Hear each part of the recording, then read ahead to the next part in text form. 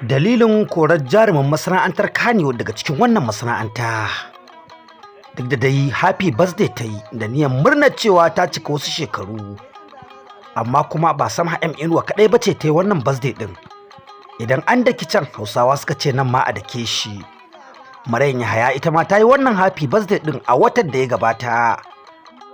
Sai dai abin tambaya a nan shine cewa me bambancin hotunan da Maryam Yahaya ta yi a wannan happy birthday din da kuma na ita kanta Samha M Inuwa din, wanda kuma ita ta yi nata ne a watan da ya gabata, ita kuma ta yi a wannan watan da muke ciki.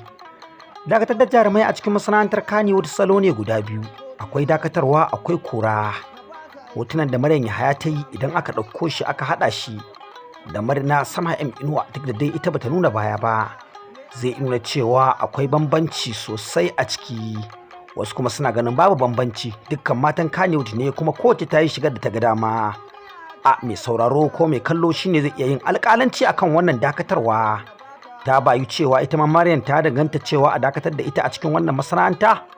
To za mu kasance tare da ku a kodayaushe. Idan kuka danna subscribe kuka danna ƙararrawa, za ku ci gaba da ganin abin da yake faruwa a cikin wannan masana'anta ta Kannywood. Subscribe da ƙararrawa shine makullin shiga cikin tashar dan ganin abin da yake faruwa a Kannywood.